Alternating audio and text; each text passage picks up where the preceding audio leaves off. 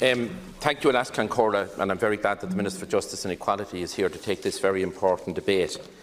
Yesterday morning, it was really chilling to hear of the barbaric attack on Kevin Lunny, a decent family man who has contributed enormously to the economic development of the Cavan-Fermanagh area and indeed to the much wider border region and further afield.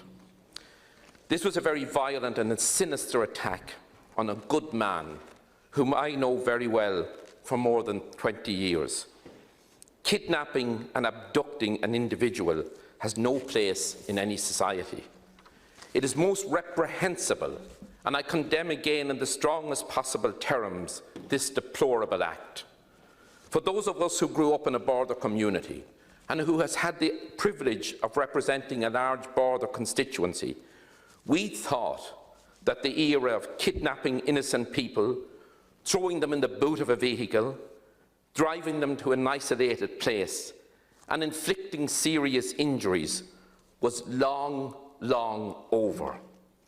Such thuggery, violence, and attacks on persons and general lawlessness would not be tolerated in our area in Cavan and our neighbours in Fermanagh.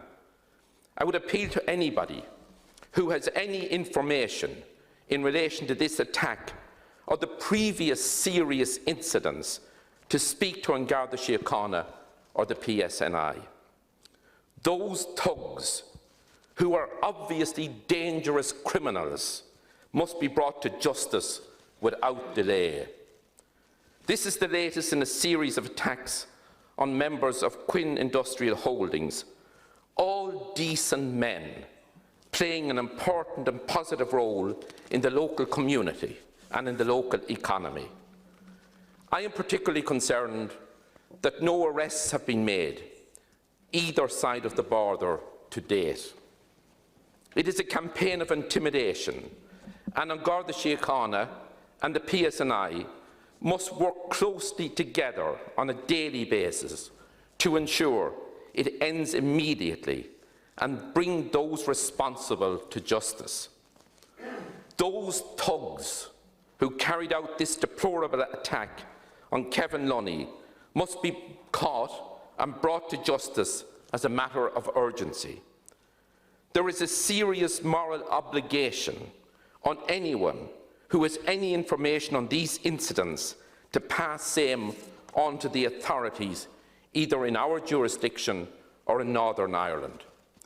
I know that people in my community, in Cavan-Monaghan and in our neighbouring community in Fermanagh, are outraged at this attack on Kevin and condemn strongly also the other sinister attacks on his colleagues and on damage to property.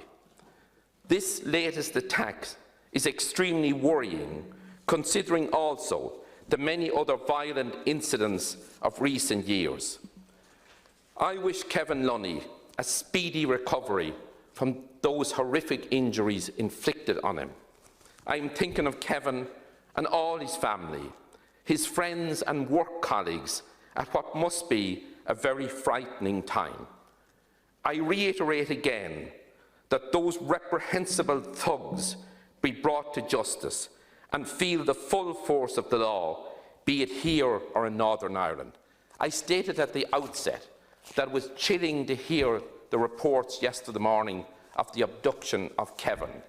Reading the papers today was even more terrifying and frightening of the injuries inflicted on an innocent, decent, good man, a man who has contributed handsomely to the development of our country. Thank you, Alaskan Corla. Charlie Flanagan. I want to acknowledge the importance of this issue at Alaskan Corla, and I want to thank Deputy Brendan Smith for raising this important issue here today in Dáil Éireann. Indeed, people on both sides of the border were appalled when news of this vicious attack emerged from the Fermanagh-Cavan border over the past couple of days. I know that Deputy Smith and everybody in the House will understand that this is an incident which is now the subject matter of a significant investigation by both the PSNI and An Garda Síochána, and so it wouldn't be appropriate for me to engage in detailed discussions at this stage. However, I want to clearly and unequivocally condemn the utterly disgraceful attack that took place on Mr Lunny.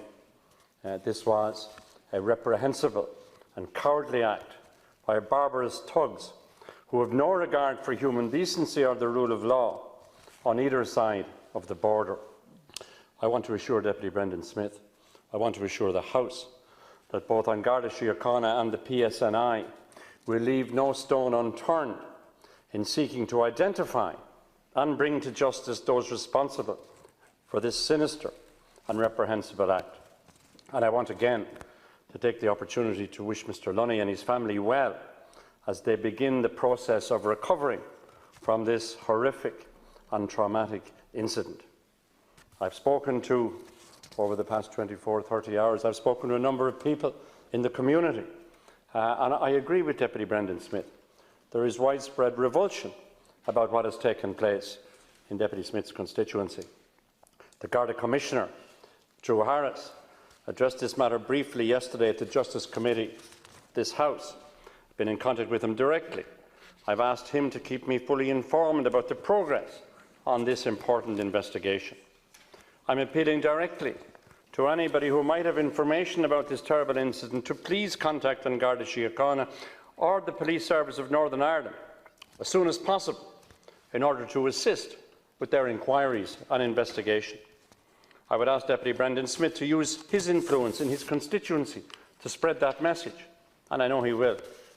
Gardaí can also be contacted by using the Garda confidential line on telephone number 1800 666 111. I am aware that the question of Garda resources has been raised. Yesterday at the Justice Committee, the Garda Commissioner, who is responsible for the deployment of Garda personnel and resources, confirmed that there had been a major uplift in capability in the Cavan Monaghan division.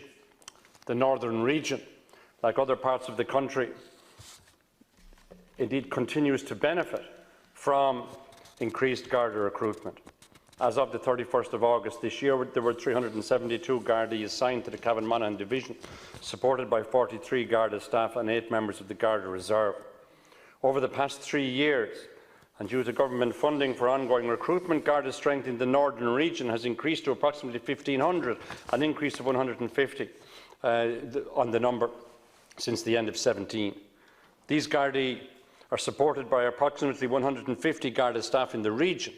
This compares to 116 at the end of 2016. In other words, there has been an increase of almost 30% in Garda staff in the northern region over the past 3 years. This means that additional Gardaí can be and are being redeployed from administrative to operational policing duties in the region where their training and policing expertise can be used to best effect. I want to acknowledge the importance of the new operating model for An Garda Síochána announced recently by the Commissioner, which will see more Gardaí on the ground protecting and supporting communities. I want to again, in conclusion, to thank Deputy Smith for raising the issue, and I would again join him and appeal for anybody with any information on this heinous crime to come forward to the PSNI and to An Garda Síochána. Thank you, Minister. Deputy Smith is... Thank you, Alas Concorda. Thank the Minister for his reply. Minister, during numerous debates in this House on legislation for your department at question time as well, we have discussed the unique policing demands of a border region. And we don't know whether those criminals were from our jurisdiction or north of the border as of yet. Well, I don't know anyway. But wherever they're from, they have to be brought to justice. Kevin Lunny is a senior executive in a company that's providing 830 jobs in the Cavan-Fermanagh area. Very considerable level of employment. He and his colleagues have to be assured that they're safe going to their work. People have to feel safe in their communities.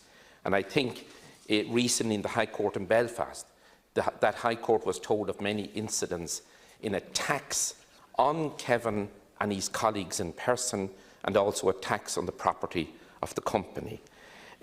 Minister, we have to address, and I hope that you can address satisfactorily, the concerns that have been expressed by the chairman of Quinn Industrial Holdings, where he stated, and I quote, "It's inexplicable that not a single arrest had been made north or south of the border, despite dozens of incidents." I know a huge number of people of those 830 people. Decent, honourable people going to do an honest day's work. They want to be assured that there can be no threats to those enterprises or to their colleagues going about their daily work. I know that on Garda Síochána, with limited resources, and that's always the way, unfortunately, that they are working assiduously in the border region to deal with criminality, be it from people within our own jurisdiction or people from outside it.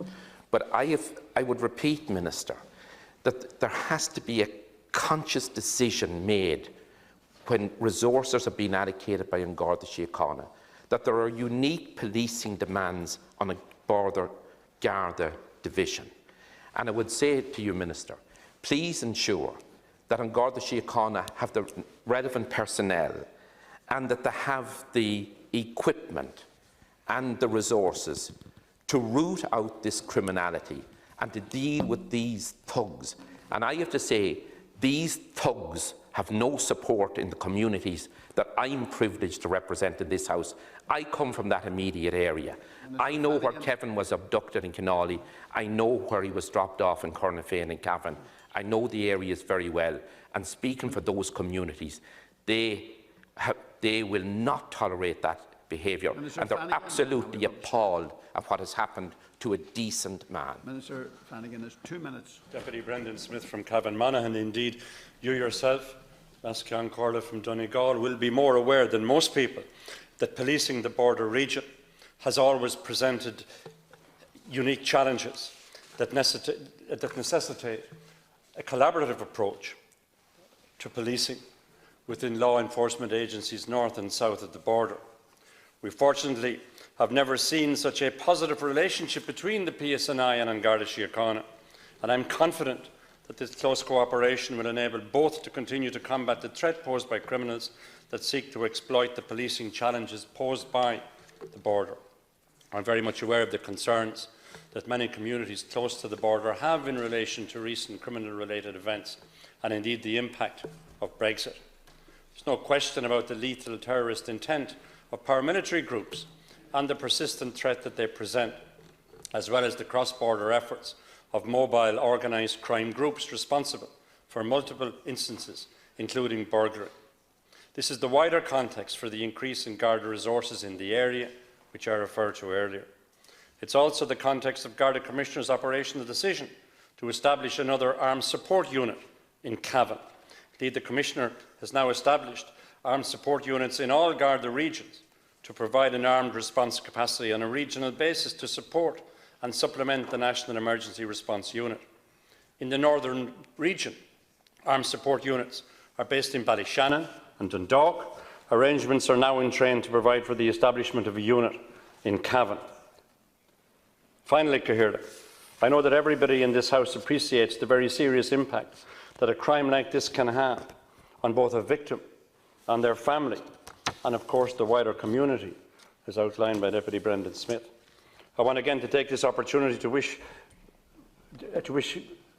Mr Lunny all the best in his recovery, to assure those living in the border region, to assure Deputy Brendan Smith and his constituents that their safety is given the highest priority by the state in this regard.